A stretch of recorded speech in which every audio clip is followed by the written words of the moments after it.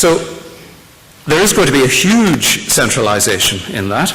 We're also seeing a fragmentation and a change in the public health responsibilities and the transfer of the public health responsibility to local government from the 1st of April next. Now, I've argued in favour of that for many years. I think it's not widely remembered that public health only came part of the NHS in 1974. Before that, it was a local authority function. And that move into the NHS, in my view, has not been successful, or at least not as successful as it should have been. Because NHS was incorporated into an NHS that was and is really a sickness service and hasn't been fully engaged with prevention. And Derek Wanless, who died about 6 months ago, did a superb report on the funding of NHS, and then he did a further excellent report for government, a former Treasury official, excellent report for government on public health. And he was very clearly of the view that unless we altered the way in which we dealt with issues of health and ill health, of care and of prevention, unless we shifted that balance towards prevention and towards a focus on positive health and well-being, that the NHS would be unable to cope in the future with the tidal wave of ill health caused by diseases of affluence, such as obesity, which is becoming ever true, and one only has to look at the United States and the huge upsurge that they're experiencing now in diabetes to see what the effect of that will be. But what is happening, of course, is that the transfer to the local authorities is a mess, like every other bit of Mr. Lansley's prescription for the NHS. Yes, directors of public health are going, and it is not at all clear what their position within local authorities will be. And many directors of public health, it looks very much as they will end up as third-tier functionaries within local authorities instead of being at the top table. At the high point of this country's commitment to prevention, the sanitary revolution in the 19th century, when the medical officer of health was created, they were absolutely at the centre of things. And the most important people in terms of the health and the well-being of towns and cities across this country were the civil engineer and the borough engineer and the medical officer of health. And between them, they delivered better lives for the population, and indeed I don't think we're too far away from that position at the moment. That engagement of public health with the functions of local authorities has the potential to make a stunning difference. But is it going to happen? One of the things that the medical officer of health had to do was write an annual report on the state of the health of the population. And in order that that report could be a truthful account and a valid professional opinion, they were given a really unusual power in that they could not be sacked by the local authority because they had to feel free to criticise the local authority. And although there was much discussion about it in relation to the bill, that same protection has not been afforded to directors of public health. If local authorities don't like what the Director of Public Health is saying, they can indeed sack the local authority. They have to consult with the Secretary of State. But I wouldn't fancy betting my career on whether Mr. Hunt would let me stay in place if I criticised a local authority of which he held a high opinion. Public health as well is split between different people doing different things. Immunisation, now you would think immunisation would be something that would be pretty central to public health practice. Indeed it is. But the directors of public health and local authorities will have no responsibilities for childhood immunisation, but for adolescents, such as the HPV vaccine to prevent cervical cancer and adult immunisation against influenza, for example, is likely that those powers will rest with the local authority, but the childhood immunisation will be a responsibility of the National Commissioning Board, operating through the general practitioner services. Screening services and screening services are the breast screening, cervical screening, all the screening services, absolutely core public health territory, and those are going to be the responsibility of the National Commissioning Board. In fact, full 50% of all the money that's going to be spent on public health services in this country will be with the Leeds-based National Commissioning Board, not with local authorities at all. So there's a fragmentation there. There's also a huge centralisation of public health, the abolition of the Health Protection Agency, which runs the services at a national and a local level that deal with outbreaks of infectious diseases, deal with the health effects of major hazards of major challenges to the community, whether it be a severe winter influenza epidemic, or whether it be the health effects of storms or floods. All of that has been nationalised. The Health Protection Agency is abolished, and those functions are transferring into the Department of Health, within which they're creating a non-statutory body. It's just a section of the Department of Health, an executive agency of the Department of Health called Public Health England. And the effect of that is potentially to triple the size of the Department of Health, to triple the size of it. And it means that outbreaks of infectious diseases, whether it be in Cornwall or Carlisle, will be dealt with by DH civil servants. Now, I don't think that's a healthy situation, that a Department of State should be responsible for dealing with health problems right across the country. Neither do I think, and in fact I think it's even more unhealthy, that the Public Health Observatory's independence is being ended, and they're being incorporated into the Department of Health as well. Each region has a Public Health Observatory. Their job is to analyse and to make available a wide range of data about health to local authorities, to the NHS, to academics, to the population, to everyone who's interested in information about health. Sir Liam Donaldson, the last Chief Medical Officer for England, said that the observatories were the jewel in the crown of public health in this country, and that is going to be all part of the Department of Health. And I have no confidence that they will feel free to publish the data that they want to publish, when they want to publish it, and indeed some of the things that I'm hearing about the contracts, about it all having to be vetted, makes me very worried indeed about the freedom of information around health in this country. So, there is a real problem. Centralisation, a lack of democracy, because so much power and authority is resting at a central national level. So what can we do about it? Well, one of the things that I think is potentially doable is that we can make some use of that new role within local authorities.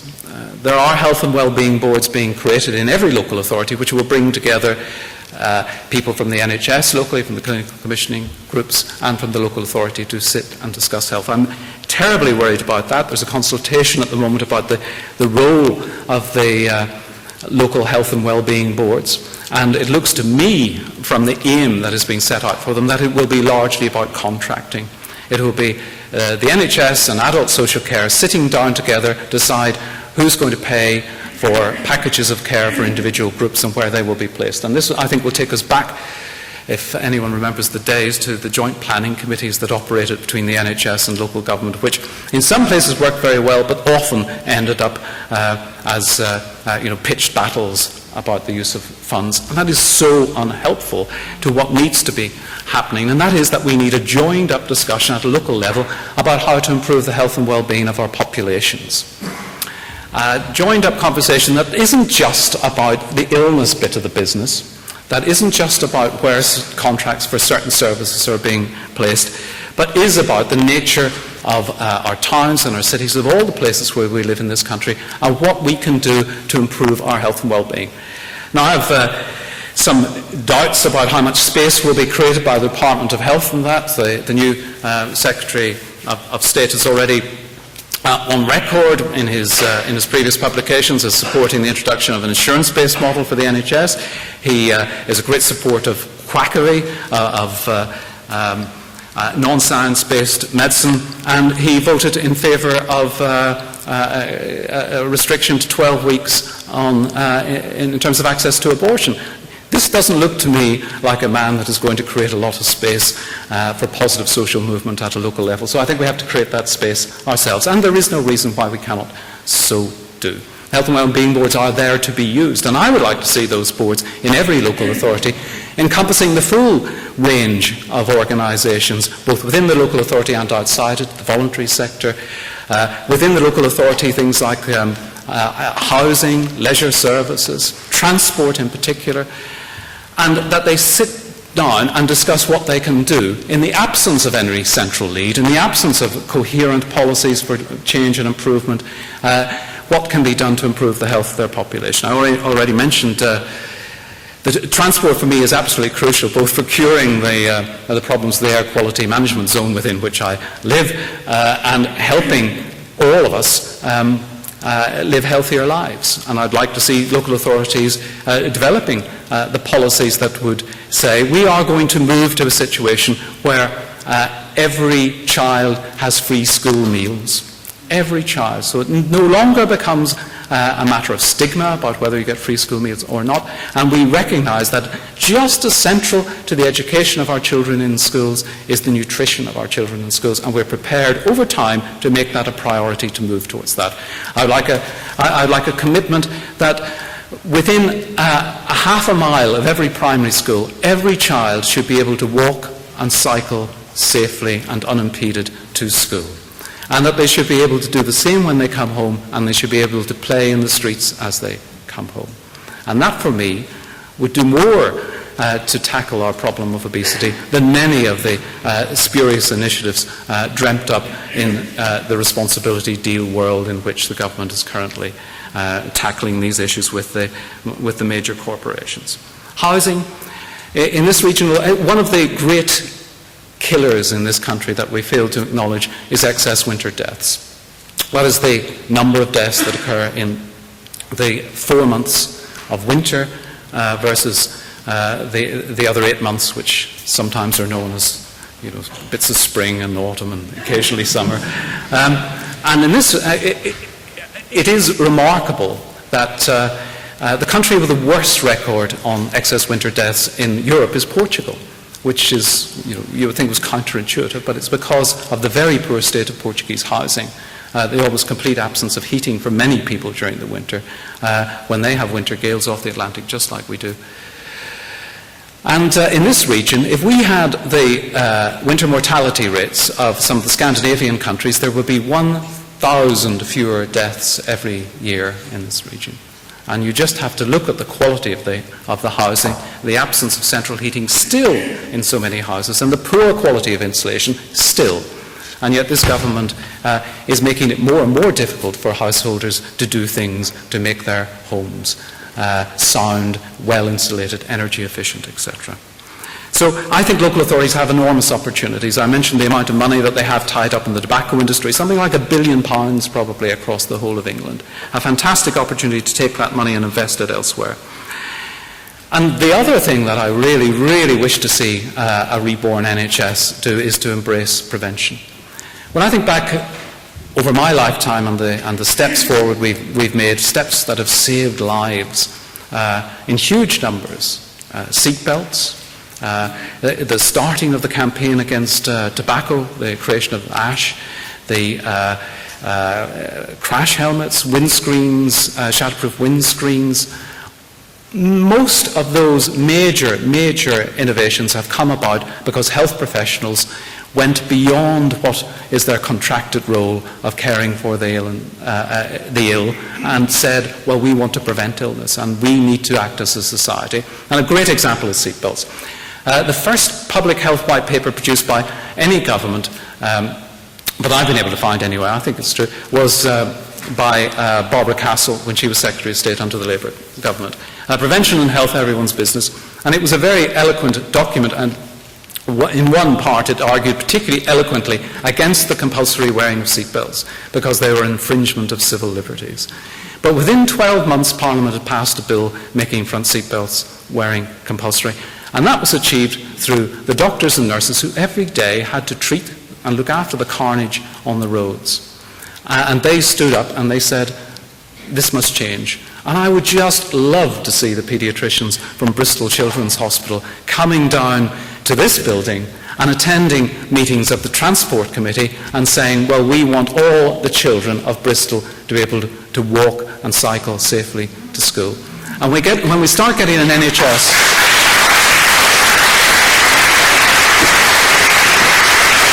So when we have an NHS that supports their staff doing undertaking those activities, then I will truly believe that we have a national health service and not a national illness service. Thank you very much.